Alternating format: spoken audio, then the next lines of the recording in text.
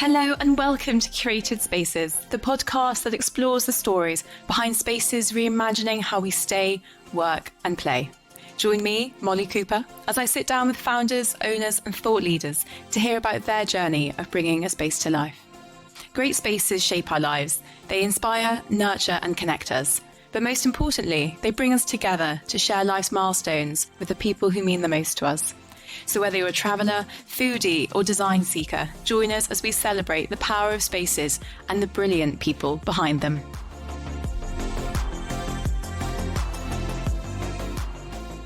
Today I'm at the glorious Elmley Nature Reserve on the Isle of Sheppey in Kent. With over 3,000 acres of wilderness to explore, this family farm has a collection of cottages and shepherd's huts that are perfect for getting away from it all or celebrating those special moments. I'm delighted to be joined by Georgina, whose father opened Elmley nearly 40 years ago.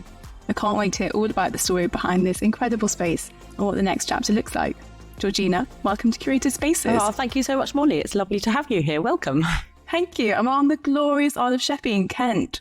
What a beautiful day for it. I know, it's been what a summer, and then actually the last few days has been glorious when that gorgeous September weather, and it's what a beautiful day you've got for it. I know, and this view, we're sat down in the cottage here? Yep, in Elmley Cottage. Elmley Cottage, a beautiful view. But before we go into the space, I'd love to hear a little bit about you and your background and how you've ended up here at Elmley. Yep, so actually, funny enough, I don't have a background in travel or hospitality or indeed a farm or a nature reserve.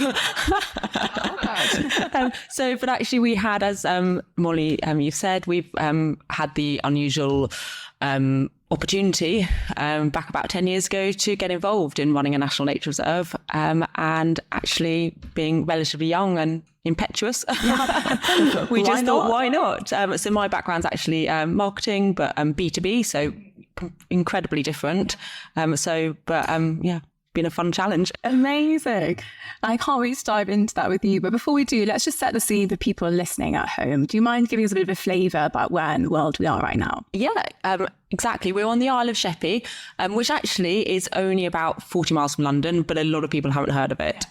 So it's not in Scotland. It's just it's part of the Thames estuary. And it's we are looking out of the window here and we're looking across. It's an actual island separated by the Swale estuary. We can see the mainland, see Whitstable around the corner. So if people know that part of the world, it's sort of near to Whitstable, Canterbury. So actually North Kent, really close, really accessible, but actually it feels like a million miles away. It's a real island. Yeah, so I actually drove down from London this morning, so quick, hour and a half, and then went over the bridge, Ferry Lane, and ended up on the island. And I just thought I never even knew about this place until about a month ago when I sort of discovered it. Yeah, it's incredibly beautiful actually, but it's always been quite cut off really, because it is a real island and it's got the little bridge that goes over. It's slightly hidden away, and it hasn't really had the sort of excitement factor that say like Margate and Whitstable and places like that. It's still really undiscovered, and actually it's got the most incredible history on the island. It's amazing. It's actually the birthplace of British aviation. So really incredible little stories, and actually just the wildlife here. This is a really, really special place, with the estuary, just a really, really important place for wildlife, which is why we're here. Exactly. Well, let's get into that. So your dad had the opportunity to get involved at Elmley. Tell me about how that all came about. Yeah, so he is an incredible guy. He is quite single-minded and quite focused.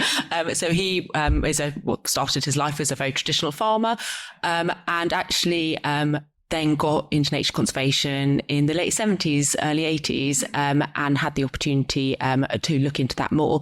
And was actually incredibly pioneering. So back in those days, the idea of managing land for wildlife was fairly unheard of. So he was definitely an outlier among his peers.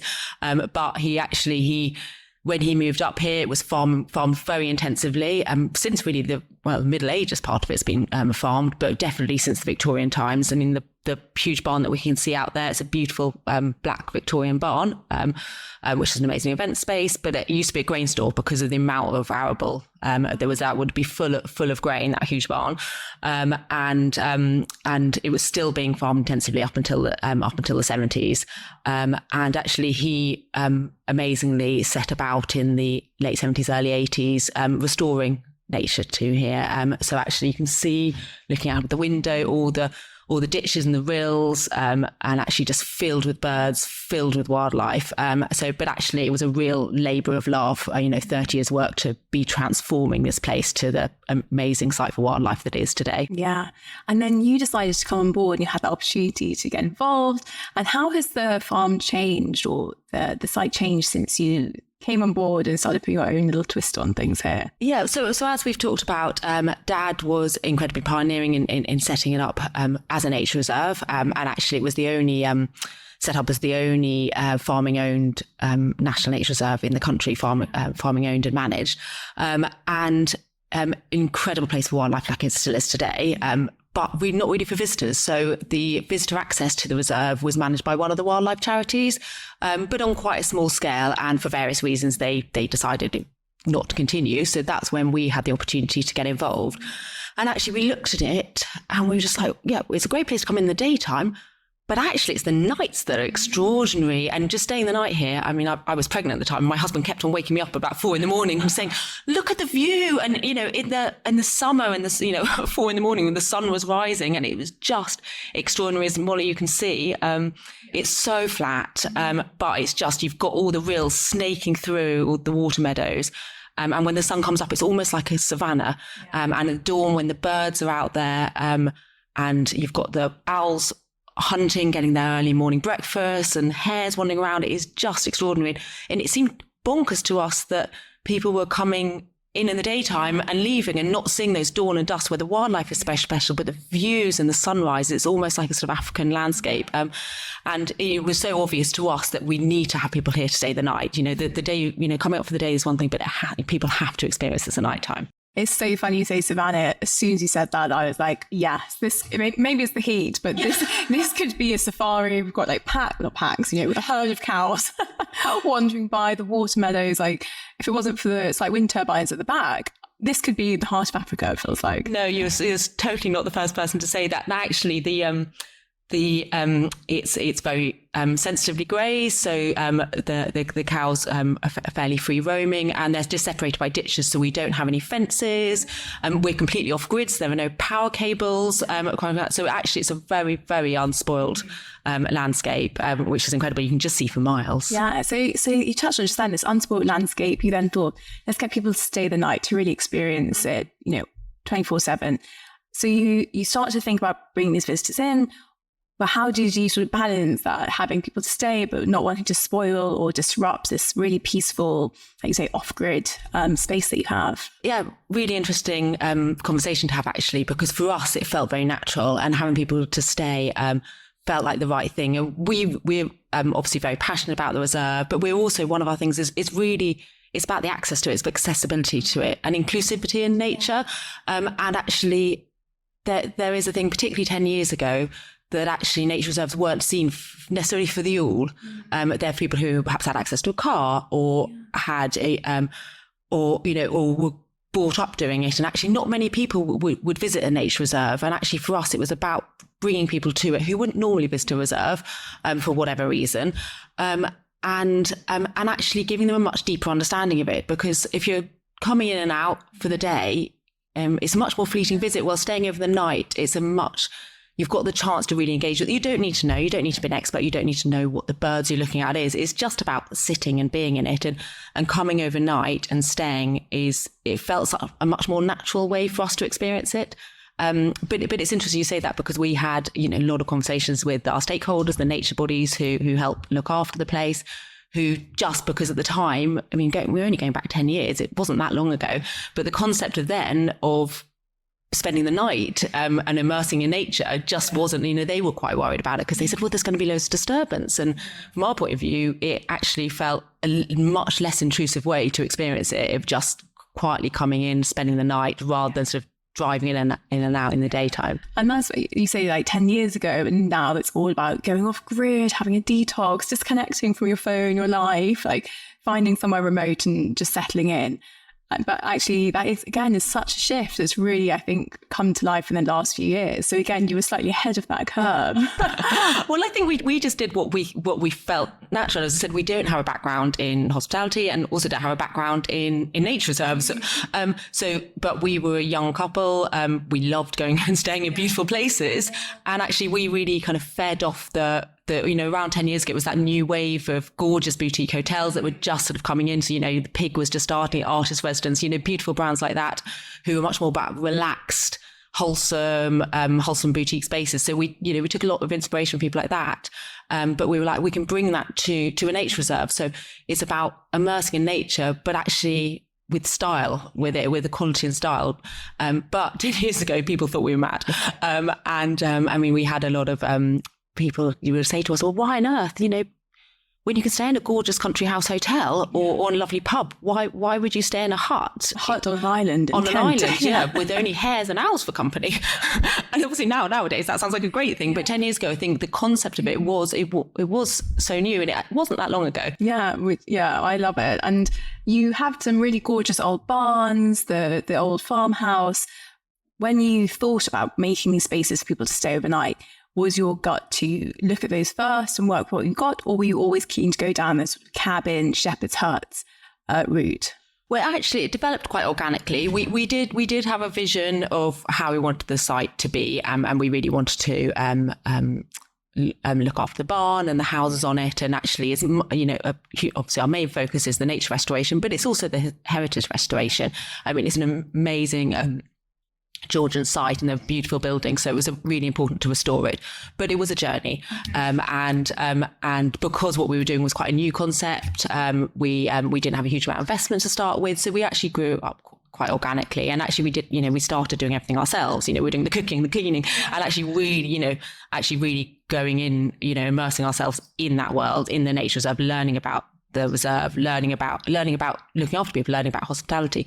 And actually the site developed quite organically from that, which actually I think has suited it well. Rather than us coming with a blueprint that we would just sort of shoehorn on it, it actually, which obviously there are places where that works fantastically, but here it's such a unique place, and actually we really need to learn it and bring it in the seasons. We always talk about micro seasons here, where things change. I mean, just by every day there's surprise, and the sky will change, or there'll be a different wildlife spectacle. And actually, we needed to learn that to work out how best to position things. And we were always a little bit OCD about where we're putting, the angles we're placing things. So to get the best sunrise or to get the best angle of things, and where the light hits. So actually, the design's really been driven by the site itself, by that, and everything's about the view. Yeah, well, you were saying, weren't you, and you're like, just everything we've done has been to champion and celebrate that view wherever we can. And I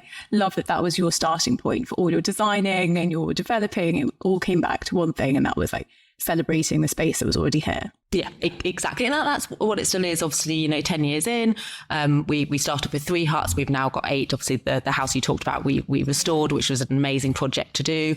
And we've got the cottage we're sitting in at the moment.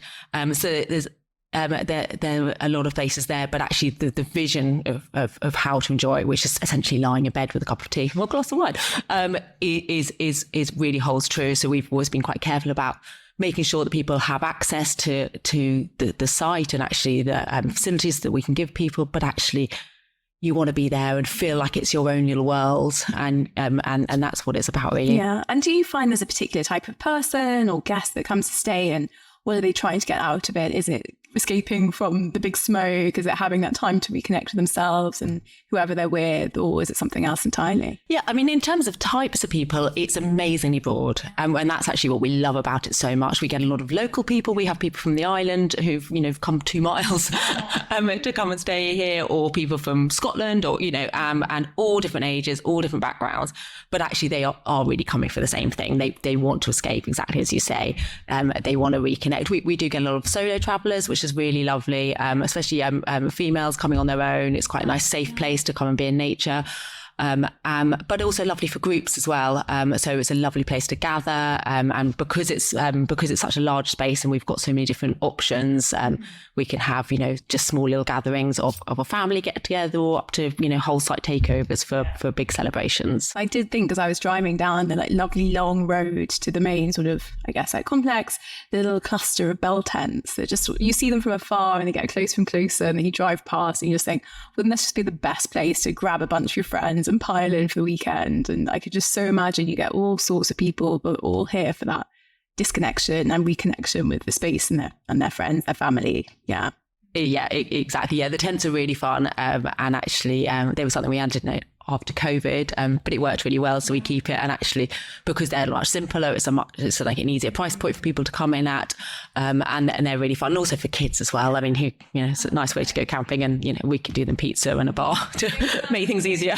Yeah, and you just mentioned the C word there, so let's talk a bit about COVID and how was that for here? I know all over the country it had such huge implications for both hotels, travels, places to stay. So did it impact Elmley at all? Yeah, I mean, as it did everyone, it's been, and as we were talking about earlier, I think, we're still feeling the after effects. And actually what it was, we do a lot of events here.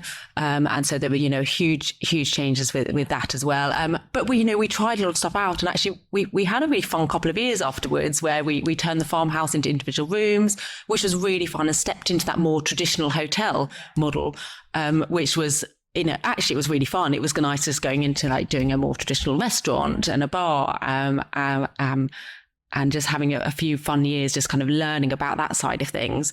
And then actually now we've sort of come out of that. We're sort of getting back to basics again, really sort of honing in what it's about, actually going back to the view and actually what people are coming for. And so actually we're now actually in the process of the house is now being converted back into a whole house, which is we're actually really excited. That's kind of in response to a lot of guest demand, as people, it's a gorgeous space and want to be there, sharing it as a whole house. So it's been a real journey, and as we said earlier, I can't believe it was, it was over 3 years ago, and we have been fully back open for ages. But I think those sort of aftershocks and things do, when you've made those changes and adaptations, do last for quite a while, don't they? Yeah, and especially on a very annual cadence, really. You've got summer coming, and then you have sort of maybe lower season, winter, can stop, retake stock, think about what you want to change. But then there's a whole year before you can really do summer again in a different way, kind of thing. And I guess you're always thinking much further ahead than maybe somewhere in inner city London, where you can change for the next season. Autumn, winters, you've got so many chances to reinvent yourself, whereas here it's a much slower time frame. Yeah, definitely. I think, it is slow, particularly with, said for the events and things like that, that plan's quite far out as well. The changes do take a little while to take effect. But actually we're really lucky. We've got an amazing team actually, and they've kind of stayed with us through the journey. Yeah. Well, the team does make space. And how are most of your employees, are they local or do they come in? Yeah, most pretty local, within about half an hour actually, which is amazing. Because it's such a beautiful place to work. Actually, we've been really lucky of finding really fab people who are just so passionate about it. And actually that's a big thing of what we want to show to people. Obviously it's about coming, relaxing in nature, but you want to be looked after when you're here too. And we try and occupy a sort of middle ground between a sort of traditional hotel and that sort of classic Airbnb rental. Actually, you can have the services, we can have food, but you can have treatments, you can have experiences, but actually you can be left alone as well. And actually our staff are a really, really big part of that. And actually treat everyone quite individually. So whatever they're coming for, we can look after it. And it helps that they love the place so much and want to just share it with people. Yeah, and like you were saying earlier, where locals come and just enjoy the space for the day, have a coffee, lunch, enjoy the beach, the swimming pond. It really feels like you've made the space really part of the island, and you haven't put up a big concrete wall around the side. You've really made a space where local people can come and enjoy it just as much as guests and other people. No, exactly. And as we were talking about at the beginning, it is that inclusivity side of things. I mean, one of the things we were quite shocked about when we first moved here was that local people say come for a wedding, and people have lived on the island their entire lives and either didn't know it existed or didn't think it was somewhere for them, which is just really sad. Actually, was so much nature here, such an amazing place for people just to come, relax, and actually it has to be open for them to come and enjoy it. And the site is so large that actually it doesn't need to impact. People can come for a walk on their own, they can come as a group, and actually the accommodation can still be very private, and people can still feel like they have it themselves. Well, yeah, it's really cleverly done, actually. The cabins, they're all sort of tucked just around the corner or just behind a hedgerow. So actually, if you stand in one point, you can kind of see them. They're kind of clustered close together. But actually, when you're actually there, you can't see your neighbours. And you're looking out on the African savannah, and you just feel like you've got the whole island yourself almost. Well, I did say I was quite obsessive about the angles when we were putting them in. I was like, right, let me just get a couple of millimetres left a bit, yeah. But particularly, actually, most of them have outdoor baths, so we have to make them quite private. Otherwise, people who are birdwatching might get a little bit more. Particularly when people have a big telescope. Exactly. And you were saying as well about the seasons and actually how you love winter here, and the wildlife is just crazy then. Winter here, and actually then when we were first starting, that was something that was really important to us. Even though we were building remote cabins, it had to be somewhere that people could stay in the winter, because the winter is, it's just incredible. You have the spectacle of all the birds that come down from Scandinavia, Northern Europe, to basically come to sunny Kent for the winter and feed up till they head back. So you get these tens of thousands of wildfowl and wading birds come down, and because they're there, all the birds of prey will come in. So you'll see them, a peregrine falcon swooping across the marsh. So, there's huge views filled with birds, and then a falcon will come and put them all up. And it's just, it is incredible watching it. It really is. So they had to be beautiful for winter. So, a few of them have got wood burning stoves in them, so you can really cozy up. They've all got fire pits outside. They're all made to feel, they're beautiful in the summer when they're, and we haven't talked about this, they've all got glass ends, which is amazing in the summer when you can fling it open. But actually, lovely, double glazed when they're closed, they're cozy. You can draw the curtains and hunker down, and actually we'll deliver food to you, which is a nice thing. So we'll just drop off a hamper, a nice warming meal, and you just hunker down in it. So winter's really special here. I love that story you were telling me about the cabins themselves, and you were kind of looking for them 10 years ago, and you had a vision, but you couldn't quite find what you were looking for, so you just had to go bespoke. Yeah, and it's so interesting having this chat, actually looking back and seeing actually how much has changed. Yeah, the idea of that kind of immersing in nature and comfort, it just wasn't a thing. And as for those ideas, the tiny house movement was just about starting, sort of quite a lot of spaces in America and Canada, but nothing really in the UK. And we were getting inspired by these amazing places over across the Atlantic, and there just wasn't really anything we could see here. And we knew what we wanted. We wanted to be able to lie in bed and look at the view. And we just couldn't find anything that did that. And so actually we spent ages scouring places, and we came across Plankbridge, so founded by Richard Lee, who actually is a traditional shepherd's hut maker. So he's an incredible craftsman, but actually a real visionary as well. So he came down, he came all the way from Dorset to come and visit us. He got it straight away, and he knew. And so together we worked really collaboratively with him to design what we wanted. And actually he built these amazing huts to our design, with this a bed, and then this huge big glazed end at the foot of the bed. And so, thank God he got it, because they're absolutely stunning, aren't they? And let's talk a bit about food while we're here. So people come, you deliver them food. Amazing. What kind of, is it locally sourced? Is it inspired by the seasons? Tell us a bit about your menu and how it comes to life. No, exactly. Everything's inspired by the seasons, but it's also inspired by the experience. Really, as I said, we used to run a more traditional restaurant here, but actually we've really felt, respond to what guests want. We felt it's more about actually bringing the food to the guests and actually fitting it in with their experience. Their experience is about relaxing in nature and being looked after. So actually it's more about bringing food to them. So in the summer, obviously it's like fresh salads, and people can go and have a picnic on the beach, and something they can transport to walk around with. And in the winter, it's so gorgeous soups that we can put in a flask. So obviously homemade, beautifully seasonal soups to go off on a picnic. In the evening, just lovely sort of just warming winter stews, beef stews. And so we're in Kent, so I know every county says that, but gardening England, so the produce is incredible. It really is, and we're surrounded by the most amazing farms. almost see it from across us, across the window. There's an amazing orchard there, and actually they make all our apple juice. So it's amazing. You can literally look at the farm where you're drinking the apple juice for. So we're very lucky where we are with all that. Well, it's such a stunning space. And I know you said you've recently transitioned post-COVID back to what you were thinking a bit more pre-COVID.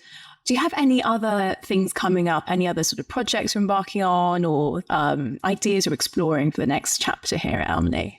Really, I think just as you said, just sort of really getting back to what's true to the place. So enhancing everything, people's experiences, whether it's with wellness treatments. So we've recently partnered with a gorgeous brand called Verdon.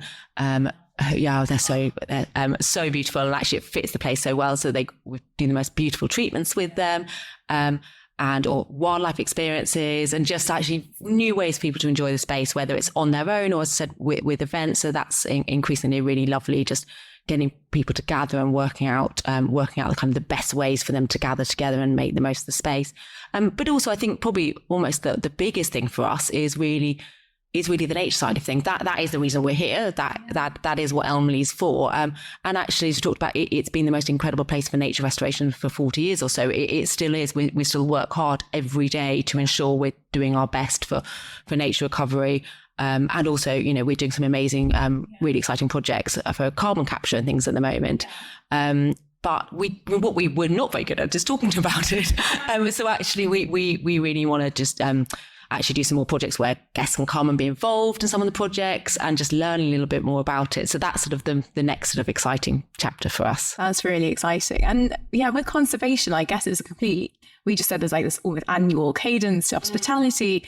I assume conservation is like a decade planning or something like that. How do you approach the two separately? Yeah, I mean, sometimes they sync and other times they really don't. And it's just, and actually, I mean, as you said, like, sometimes it's a decade, sometimes it's, 30, 40 years. Yeah. But then sometimes it's day to day. It's just, I mean, the seasons change and shift so much here. And it's just, fitting around it. And actually, whether it's working on the sort of day to day. So our volunteers today have been doing an amazing project where they're researching our moths, and they've got a whole table full of film cases full of moths, and they're just identifying, which is such an important piece of work, working out what we've got, because that's obviously indicative of the insects, but also the birds they feed, and it's just all sort of being aware of the whole cycle.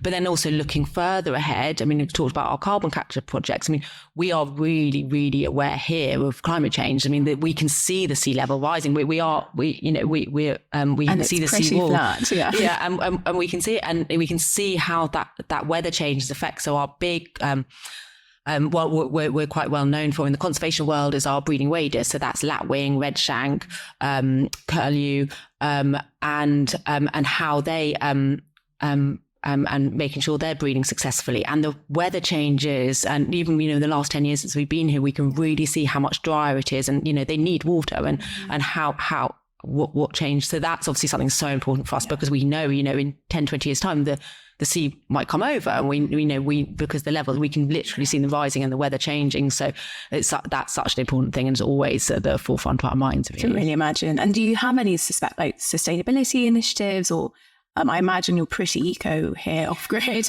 but are there any major things that you do to keep Elmley's carbon footprints as small as can be? Or? Yeah, I mean, everything from every supply we use, we're very, very carefully audited to make sure everything we're doing. But I mean, one of the big things is we're not on mains electricity, which is incredible for 40 miles from London and not being on mains electricity. So actually, we've got an amazing battery system, and we have solar. So actually, but we have to be really responsible for power uses, because if we didn't, we wouldn't have power.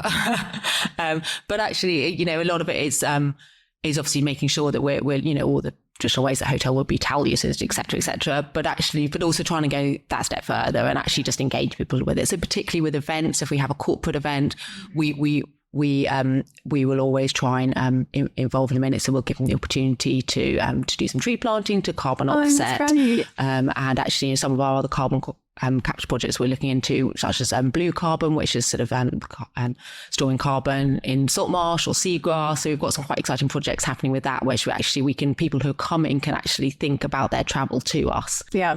and just get involved in that way. And linking back to what you were saying about getting more people to come and play a part and, actually get their hands dirty, I think that's a really lovely way for people to make a really positive impact when it does come to something huge like climate change, and like how do you even do your bit, and actually, like you say, making it accessible to everyone and inviting people to have a go at something which maybe they wouldn't have done before. Yeah, and you've got to make it enjoyable. I mean, it's hospitality. It's got to be something that people are enjoying. You don't want to be, people get beaten over the head with it so much everywhere you turn. And actually, people are coming here to relax and be on holiday. Actually, they don't want to get involved. They don't have to. But if they do, we can talk to them about it in a way that's not scary or not. And actually, it is really positive what we're doing here. It is a really scary situation, but actually, there are so many success stories here, and across the world of nature conservation and recovery, and there are new species that we find here. That we had a large tortoiseshell butterfly here a couple of months ago that was thought to be extinct up until a couple of years ago. So actually, the way it's about things being positive, and actually because we've done nature recovery for such a long time, and the site, as I said, 40 years ago, this was an intensive arable, and now it's like it is today. Yeah. It is about bringing the positivity to it, and actually, I think it's people are coming to relax, and it needs to be a happy story. Exactly, and I love that. It's so hard to imagine looking out at these water meadows and the savannah, but this was intensive farming. Like I just can't picture it, and that's why I love so much about these chats. Is when there was a whole different story to this place, which I would just not have known about. So thank you so much for bringing that to life. Before we go, I do have a quick round of Dream Spaces to play with you. I'm going to ask you 3 questions. I imagine you've just won the lottery. Money's of no issue. Okay, good. And just let me know what space you think is. So number 1, where are you going to escape to and get away from it all for a little detox?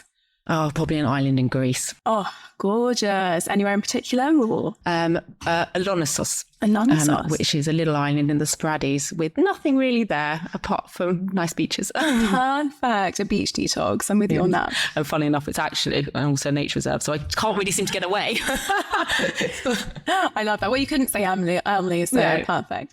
Okay, next one is your ultimate birthday party. Where are you hosting it? Probably at home, actually, yeah, which isn't very exciting, but actually it's just easy. Go on, come to me. I love that. Everyone I play this with, they're like, God, it's actually much more boring than I thought. No, I love it. And then finally, once in a lifetime bucket list trip. Where are you going, and are you staying anywhere special? Actually, the trip I really want to do is Namibia. Oh, wow.